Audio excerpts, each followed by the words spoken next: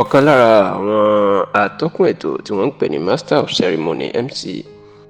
ní ìlú Ìbàdàn ní ìpínlẹ̀ Ọ̀yọ́ ìyún Ìbùkúnolúwa Ilésànmí ẹni táwọn èèyàn mọ̀ sí MC Bókùjáká tó jẹ́ sọ̀rọ̀sọ̀rọ̀ àti atọ́kùn ètò tó súnmọ́ gbajúmọ̀ olórin fújì ìlú Ìbàdàn ní ìpínlẹ̀ Ọ̀yọ́ ni Alhaji Táyé Àkàndé Adébísí ẹni tí ó gbajúmọ̀ mọ̀ sí Táyé Currency tàbí Àpèsìn àkọ́kọ́ ó mà ti sọ̀rọ̀ òtítù àṣírí lórí bí ìjà àárín Táyé Currency àti bàbá ẹ̀ nídìí iṣẹ́ orin fújì Alhaji Wasiu Alabi Ọdẹ́tọ́lá ẹni tí ó gbajúmọ̀ sí Pasuma bó ṣe parí pẹ̀lú ipa tó kó àti ẹni tó parí ìjà náà. Ẹ rántí wípé ní nǹkan bí oṣù kẹjọ ọdún tó kọjá ní ìjà àárín Pasuma àti Táyé Currency bẹ̀rẹ̀ ohun tó sì bí wàhálà náà ní bí Táyé Currency ṣe lọ kéde wípé láti àsìkò náà lọ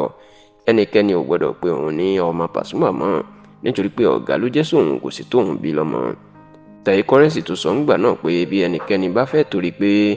òun kọrin bíi Pasuma òun lòun bíi Pasuma òun sì ń jẹ́ orúkọ Pasuma tẹ́lẹ̀ nítorí ẹ̀ náà fi ń pè òun ní ọmọ Pasuma oní Pasuma náà ti ṣerú ẹ̀ rí nítorí pé òun náà ń ṣe bíi Alhaji Abbas Abdulkudus Akande ẹni tí ó gbajúmọ̀ sí Òbésèré òun náà ń ṣe bẹ́ẹ̀ òun náà sì ń ṣàwòkọ́ṣe ẹ̀ ọ̀rọ̀ ìgan ló bí Pasuma àtàwọn olólùfẹ́ ẹ̀ nù tó sì di ìjà gidi tó jẹ́ pé wọ́n jà fún ọ̀pọ̀lọpọ̀ oṣù kó tó di inú oṣù kẹta ọdún tá a wà yìí tí àwọn méjèèjì tí wọ́n parí ìjà náà ní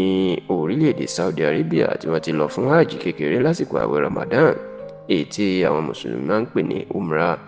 ṣáò lásìkò tó ń tan ìmọ́lẹ̀ sí àṣírí bí ìjà náà ṣe parí pẹ̀lú àwọn tó parí ẹ̀ àti ipa tí àwọn kan kó.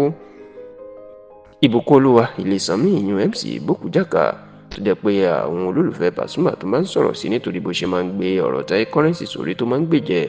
ó ṣàlàyé pé ọ̀pọ̀ àwọn èèyàn ní kò mọ àṣírí bá ṣe parí ìjà náà lábẹ́lẹ̀ ó ní ọkùnrin pòròmótà kan tí ó súnmọ́ Pasuma àti Táyé Currency púpọ̀ ìyún Ayọ̀ Jamiu tó wà ní ìlú London lórílẹ̀‐èdè United Kingdom òun ló máa kó ipa takuntakun tí ìjà náà fi parí ó ní ọkùnrin náà ó ní àṣẹ àti ìkápá láti parí ìjà náà ṣùgbọ́n nítorí pé òun àti Táyé Currency yan Ayọ̀ Jamiu àti Táyé Currency wọ́n ń bára wọn jà ẹni kò ṣe mọ bó ṣe fẹ́ parí ìjà náà. MC Bókùjáká ní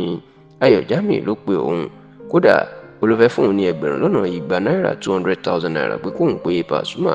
kóun bá a sọ̀rọ̀ kan lè parí ìjà náà ó ní Ayọ̀ Jamiu ló fún òun ní nọ́mbà fóònù Pasuma tí òun fi pe Pasuma tó sì ní láti bẹ̀ ìní ọ̀rọ̀ Táyé Currency àti Pasuma ló mà ti parí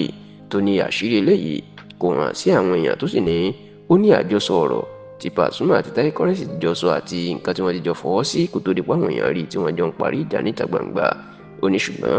ọ̀pọ̀ àwọn tó ń sọ̀rọ̀ ní kò mọ gbogbo àṣírí eléyìí o tó sì ní káwọn èèyàn kan dúpẹ́ lọ́wọ́ Ayọ̀ Jamiu nítorí pé òun gan ló wà lẹ́yìn ibi ìjà Táyé Currency àti Pasuma ṣe parí ṣùgbọ́n tó wá bẹ̀ Ayọ̀ Jamiu náà pé kóun náà wá gbogbo ọ̀nà bí ó ṣe bá Táyé Currency parí ìjà nítorí pé àwọn méjèèjì náà wọ́n súnmọ́ra wọn tẹ́lẹ̀ púpọ̀.